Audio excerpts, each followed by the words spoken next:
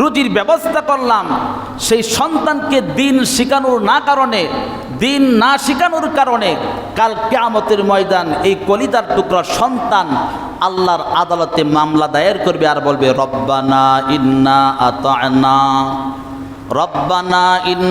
আতা'না সাদাতানা ওয়া কুবরা'ানা ফাআদাল্লুনা সাবিলা। আল্লাহর দরবারে মামলা দায়ের করবে কে করবে? সন্তান। এখানে অর্থ আসছে তাফসীরের মধ্যে যে যার অধীনস্থ ব্যক্তি যার ছিল, এখন সন্তান কি আমার অধীনস্থ না? আমার স্ত্রী কি আমার অধীনস্থ না? আমার স্ত্রী যদি আমি দিনে তালিম না দিই, দিন না শিখাই, আমার ছোটো ভাই আমার অধীনস্থ, আমি নেতা, আমার কর্মী আছে 10 জন, 100 জন, 500 জন, আমার কর্মীদেরকে যদি আমি ভালো রাস্তা না দেখাই, যে সেক্টরে আছে দায়িত্ব নিয়ে তার কর্মীদেরকে, তার অধীনস্থ ব্যক্তিদেরকে যদি তিনি সঠিক রাস্তা সঠিক কথা না বলে, কাল কিয়ামতের ময়দান একই শিকলে আবদ্ধ করা হবে আর বলবে রব্বানা ইন্না আতা'না সাদাতানা ওয়া কুবরা'ানা ফাআদাল্লুনা সাবিলা। বলবে আল্লাহ আমার কোনো দোষ নাই, দোকান ভাঙছো কেন? কয় যে ওই নেতায় কইছে। কয় ওই লোকের সাফার মধ্যে চট দিছস কেন? যে ওই লোকে কইছে। সন্তানকে সুপথ দেখাইছো না কেন? এই সন্তান তুমি দিনের পথে কেন চলো নাই? তুমি কেন হারাম কাজ করেছ? কয় বাবা আমাকে দিন শিখায় নাই, দিন বুঝায় নাই। হাসরের দিন আল্লাহর আদালতে তিনি স্পষ্টভাবে বলবে।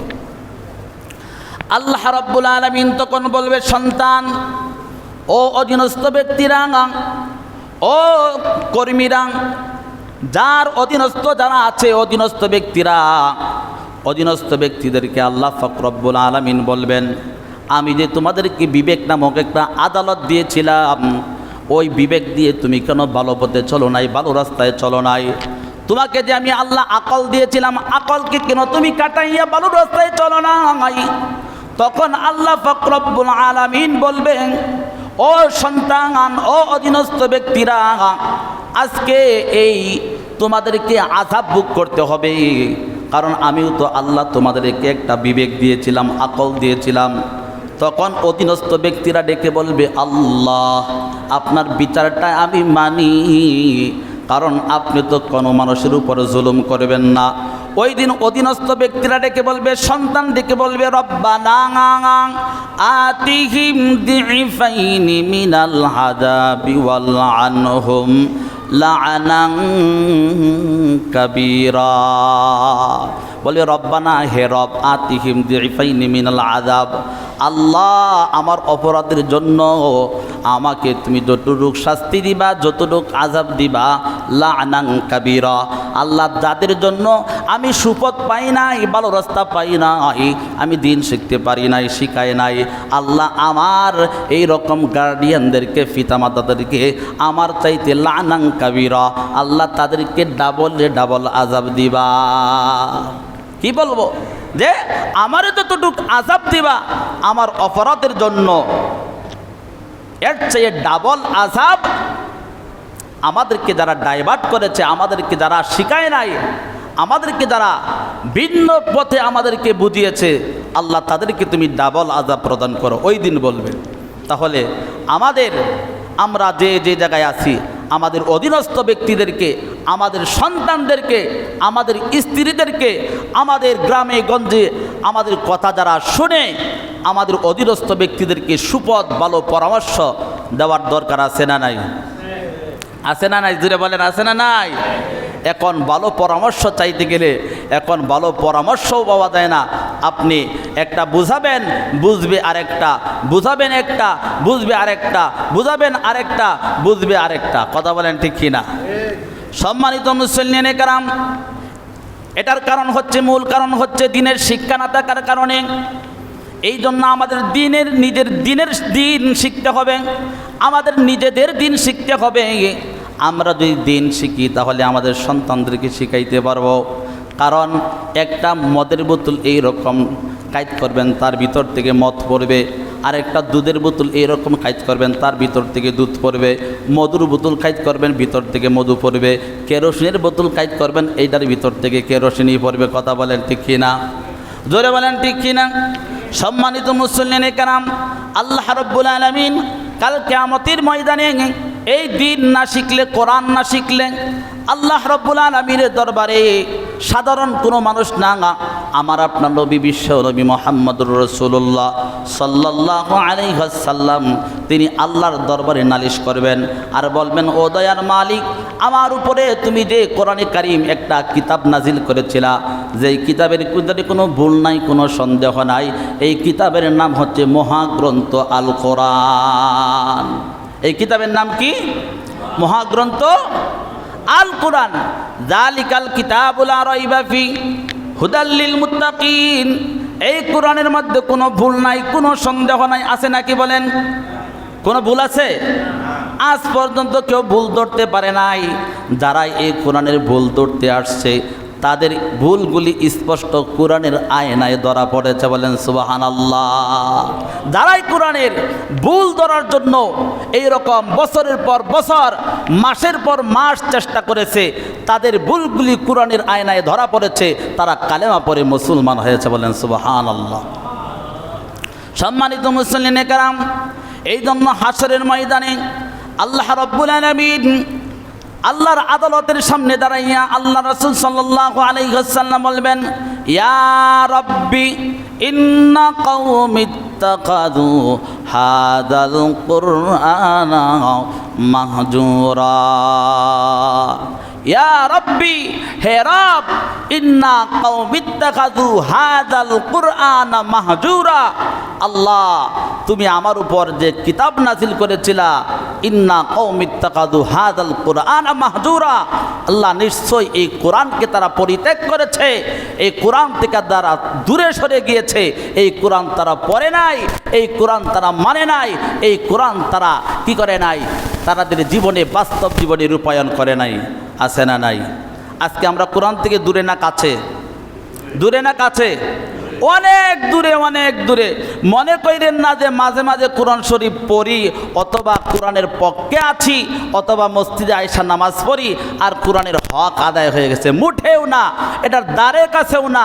এই কোরআনের মূল হক যদি আমরা আদায় করতে চাই, এই কোরআন শিখতে হবে, বুঝতে হবে, এই কোরআনের অনুযায়ী নিজের জীবনকে যাপন করতে হবে, এই কোরআনের আইন সমাজের ভিতর চালু করতে হবে, এই কোরআনের বিধান দেশের ভিতর চালু করতে হবে। কথা বলেন ঠিক কিনা? জোরে বলেন ঠিক কিনা? তখন গিয়ে কোরআনের হক আদায় হবে। আর কারণ কোরআনের কথা কি মিথ্যা না সত্য? ভুল আছে কোনো? আল্লাহ তো কোরআনের প্রথমেই বলে দিয়েছেন, যালিকাল কিতাব লা রাইবা ফিহি হুদাল লিল মুত্তাকিন। দুনিয়ার মানুষে বই বানায়, বই লেখে, এই বইয়ের ভিতরে ভুল থাকলে এবং কি বইয়ের লাস্টে দিয়ে বলেও দেয় যে এই কিতাবের ভিতরে, এই বইয়ের ভিতরে যদি কোনো ভুল থাকে আমাদেরকে ধরিয়ে দিবেন, আমরা পরবর্তীতে সংশোধন করে নিব। কিন্তু আল্লাহ এই কোরআনের শেষ দিয়ে না, আল্লাহ প্রথম দিয়েই বলছে, যালিকাল কিতাব, ইহা সেই কিতাব, হুদাল্লিল মুত্তাকিন, এটা মুত্তাকিনদের জন্য পথ প্রদর্শক, লা রাইবা ফি, লা শাক্কা ফি, এই কোরআনের মধ্যে কোনো ভুল নাই, কোনো সন্দেহের কোনো অবকাশ নাই। বলেন না সুবহানাল্লাহ। যারা সন্দেহ করবে তাদের ঈমান আছে? তারা ঈমান থাকবে না বেঈমান হয়ে যাবে? সাথে সাথে বেঈমান হয়ে যাবে। এই জন্য সম্মানিত শরী, আমরা এই কোরআনকে যথাক্রমে জানার চেষ্টা করব, কোরআনের তাফসির পড়ব, কোরআনের ভিতর কি বলেছে, কবরের আযাব এবং কি জাহান্নামের ভয়, আখিরাতের অবস্থা কেমন ভয়াবহ হবে। আমরা যদি কোরআনের 30 নম্বর পারাটা আমরা মোটামুটিভাবে শানে নজুল পড়ি, তাফসির পড়ি, তাহলে আমাদের হাসর, মিজান, ফুলসিরাত, কবরের অবস্থা কেমন হবে এবং নাফরমান ব্যক্তিদের কবরের অবস্থা কেমন হবে আমরা স্পষ্ট জানতে পারবো। কথা বলেন ঠিক কিনা? সম্মানিত শরী, এই জন্য আমি বলি, সূরাতুল আল্লাহর কালামের ভিতরে ছোট্ট একটি সূরা, যেই সূরাটা পড়তে সময় লাগে না, ছোট্ট একটি সূরা, সূরাটার নাম হচ্ছে সূরাতুল ইখলাস। সবাই পারি কি পারি না? আমার সাথে সবাই পড়েন, আউযু বিল্লাহি মিনাশ শাইতানির রাজিম, বিসমিল্লাহির রহমানির রহিম। আল্লাহ রাব্বুল আলামিন বলেন, কুল হুয়াল্লাহু আহাদ আল্লাহুস সামাদ লাম ইয়ালিদ ওয়া লাম ইউলাদ ওয়া লাম ইয়াকুল লাহু কুফুয়ান আহাদ। আল্লাহু আকবার। এই যে ছোট্ট একটি সূরা, এই সূরাটার ভিতরে কত বড় মারাত্মক কথা এবং কি আল্লাহর পরিচয় এই সূরার ভিতরে তুলে ধরেছেন। এই সূরার কত গুণ, কত মর্যাদা, কত দাম, কত তাৎপর্য এই সূরাটার। আল্লাহর নবীর একজন সাহাবী, আল্লাহর নবীর একজন সাহাবী, আল্লাহর নবীর সাহাবী শীতকালে একটা চাদর মুড়ি দিয়ে রাস্তা দিয়ে হেঁটে যাচ্ছিলেন।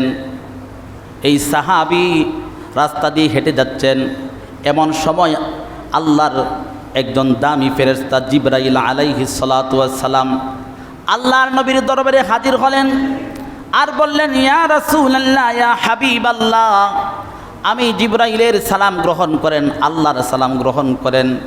ওই যে আপনার সাহাবী আবু যর গেফারি রাদিয়াল্লাহু তাআলা আনহু রাস্তা দিয়ে হেঁটে যাচ্ছে। আল্লাহর নবী ডাক দিয়ে বলেন, জিবরাইল, আমার সাহাবী আবু যর গেফারি, এ তো দুনিয়াতে, তাকে তুমি কিভাবে চিনো? তিনি তো আবু যর গেফারি সাহাবী আমার। কয়, ইয়া রাসূলুল্লাহ, ইয়া হাবিবাল্লাহ, আপনার সাহাবী আবু যর গেফারি কি আমি জিবরাইল শুধু চিনি না, আল্লাহ রাব্বুল আলামিন যত ফেরেশতা তৈরি করেছেন আকাশে, সমস্ত ফেরেশতারা আপনার সাহাবী আবু যর গেফারির প্রশংসা করে বলেন সুবহানাল্লাহ। আল্লাহর নবী ডাক দিয়ে বলেন, হে জিবরাইল, আমার সাহাবী আবু যর গেফারি কি এমন নেক আমল করেন, কি এমন ভালো কাজ করে যেই জন্য আকাশের সমস্ত আসমানের ফেরেশতারা তাকে চিনে, তাকে বুঝে, তার প্রশংসা করে। আল্লাহর নবীর এই কথা বলার পর আল্লাহর ফেরেশতা জিবরাইল আলাইহিস সালাতু ওয়াস সালাম বলেন, ও আল্লাহর নবী, ও মায়ার নবী, রহমাতুল লিল আলামিন, ইয়া রাসূলুল্লাহ, ইয়া হাবিবাল্লাহ, আপনার সাহাবী আবু যর গেফারি দুইটা কাজ করে, এই দুইটা কাজ খুব আল্লাহর কাছে পছন্দনীয়। বলেন সুবহানাল্লাহ। দুইটা কাজ, ছোট্ট দুইটা কাজ, তার মধ্যে একটা হচ্ছে আপনার সাহাবী আবু যর গেফারির অন্তরের ভিতর কোনো অহংকার নাই। বলেন না সুবহানাল্লাহ। কি নাই? জোরে বলেন, কি নাই? অহংকার। অহংকার বুঝেন তো? অহংকার এমন এক জিনিস, এখন মানুষের ভিতরে এত পরিমাণ অহংকার, তার অহংকারের কারণে জমিন পর্যন্ত কাঁপতে থাকে। আছে না নাই? জোরে বলেন, আছে না নাই? কথার মধ্যে অহংকার, কাজের মধ্যে অহংকার, ইশারার মধ্যে অহংকার, প্রত্যেকটা প্ল্যাটফর্মে শুধু অহংকার আর অহংকার। আছে না নাই? এই অহংকার হলো আল্লাহর, এই অহংকার একমাত্র শুভনীয়, শুভা পায় আল্লাহর জন্য। আল্লাহ মহান, আল্লাহর চাইতে বড় কেউ নাই। আমরা হইলাম মানুষ, মাখলুক, আমাদের কোনো অহংকার থাকতে পারে না। আর অহংকারটা হচ্ছে আল্লাহর শরীরের চাদর। আল্লাহর শরীরের চাদর, যেই ব্যক্তি অহংকার করলো ওই ব্যক্তি আল্লাহর শরীরের চাদর নিয়ে টানাটানি করলো। বলেন নাউযুবিল্লাহ। আল্লাহর শরীরের চাদর নিয়ে যদি কেউ টানাটানি করে, সে তো আদবলা জিন্দিগি নাকি গণ? হ্যাঁ, তার আদবলা জিন্দিগি না নাকি? না অভিশপ্ত জিন্দিগি? যেই ব্যক্তি অহংকার করে ওই ব্যক্তির জিন্দিগিটা কি আদবলা জিন্দিগি না অভিশপ্ত জিন্দিগি? নিঃসন্দেহে তার কোনো সন্দেহ নাই, যেই ব্যক্তি অহংকার ব্যক্তি ওই ব্যক্তির জীবনটা হচ্ছে একটা অভিশপ্ত জিন্দিগি। কারণ অহংকার করেছেন শয়তান, আর শয়তানকে আল্লাহ লানত দিয়েছে। যেই ব্যক্তির এই অহংকার করবে তার মতো শয়তানের মতো ওই ব্যক্তির উপরে আল্লাহর পক্ষ থেকে লানত আছে না নাই? কথা বলেন ঠিক কিনা? জোরে বলেন ঠিক কিনা? কারণ শয়তান অহংকার করেছে একটা, আর বলছে যে আনা খাইরুম মিনহু খালাকতানি মিন নার ওয়া খালাকতাহু মিন তিন। আল্লাহ, আমি আদমকে সিজদা করতে পারবো না, কারণ আমি হচ্ছি আগুনের তৈরি আর এই আদম হচ্ছে মাটির তৈরি, সুতরাং আমি হচ্ছি বড়, আমারটাই সঠিক। আল্লাহ, ইউ আর রং, তুমি রং করতেছো, তুমি ভুল বলতেছো। বলে না নাউজুবিল্লাহ? জোরে বলেন নাউজুবিল্লাহ। আল্লাহরে বলে কি যে আল্লাহ তুমি যেটা বলতেছো এটা কি ভুল বলতেছো, আমি বড় হয়ে আমি এই ছোটকে সিজদা করতে পারি না। আদম আলাইহিস সালাতু ওয়াস সালামকে সিজদা করে নাই। আল্লাহ কোরআনে স্পষ্ট বলছেন, ওয়া ইয কুলনা লিল মালাইকাতি ইসজুদু লি আদম ফাসাজাদু ইল্লা ইবলিস আবা ওয়াস্তাকবারা ওয়া কানা মিনাল কাফিরিন। আল্লাহ হুকুম করছেন ওয়াইদ কুলনা লিল মালাইকাতি ইসজুদু লি আদম, সমস্ত ফেরেশতারা আদমকে সিজদা করলেন। তিসজুদু লি আদম ফাসাজাদু, একজন সিজদা করে নাই, তিনি কে? ইল্লা ইবলিস। ইবলিসই কি করে নাই? সিজদা করে নাই। আল্লাহর হুকুমকে অমান্য করে ইবলিস অহংকারী হয়েছেন, অভিশপ্ত হয়েছেন, লানতপ্রাপ্ত হয়েছেন, ধ্বংসপ্রাপ্ত হয়েছেন। ধ্বংসপ্রাপ্ত হওয়ার জন্য, লানতপ্রাপ্ত হওয়ার জন্য ইবলিস অপরাধ কয়টা করছে? কয়টা? একটা। আর আমরা হাজারো অহংকার, হাজারো অপরাধ করতেছি ইবলিসের মতো, ইবলিস মার্কা অহংকার, কিন্তু আমাদের কোনো হোশ নাই। এই জিন্দিগি নয়, আরও জিন্দিগি আছে। তো আল্লাহ রাসূল সাল্লাল্লাহু আলাইহি ওয়াসাল্লাম বললেন যে আমার সাহাবী আবু যর গেফারির দ্বিতীয় আমলটা কি? তো আপনার সাহাবী আবু যর গেফারির দ্বিতীয় আমল হচ্ছে, আপনার সাহাবী আবু যর গেফারি দৈনন্দিন তিনি সূরাতুল ইখলাসকে বেশি বেশি করে তেলাওয়াত করে। বলেন সুবহানাল্লাহ, জোরে বলেন সুবহানাল্লাহ। একবার পড়লে 10 পারা কোরআন খতম করার সওয়াব, 2 বার পড়লে 20 পারা কোরআন খতম করার সওয়াব, 3 বার পড়লে 30 পারা, এক খতম, এক জিল কোরআন খতম করার সওয়াব আল্লাহ তার আমল নামায় দিয়ে দিবে। বলেন সুবহানাল্লাহ। এবং কি কাল কিয়ামতের ময়দান, কঠিন মুসিবতের দিন, এই ছোট্ট একটি সূরা সূরাতুল ইখলাস সুপারিশ করে ওই বান্দাকে জান্নাতে নিয়ে যাবে। বলেন সুবহানাল্লাহ। তাহলে আমাদের এই সূরাগুলি শিখার দরকার আছে না নাই? কোরআন শিখার দরকার আছে না নাই? শিখবো তো ইনশাআল্লাহ। আমাদের বাচ্চা বাচ্চিদেরকে, আমাদের সন্তানদেরকে, আমাদের স্ত্রীদেরকে, আমাদের অধীনস্থ ব্যক্তিদেরকে, আমাদের সমাজ নমাজে প্রত্যেকটা জায়গায় আল্লাহর হুকুম, নবীজির সুন্নত তরিকা, কোরআন কারীম তেলাওয়াত দরকার আছে না নাই? আল্লাহ পাক আমাদেরকে সহি সালামতে শুদ্ধভাবে ইখলাসের সাথে, তাকওয়ার সাথে কোরআনে কারীম এবং নামাজ রোজা সব কিছু পালন করে ঈমান নিয়ে কবরে যাওয়ার তৌফিক দান করে। সবাই বলুন আমিন। ওয়া আখিরু দাওয়ানা আলহামদুলিল্লাহি রাব্বিল আলামিন। যারা সুন্নত পড়েন নাই তার রাকাত কবুল জমা করেন। হ্যাঁ, এটা দেখুন, এটা দেখুন, এটা দেখুন।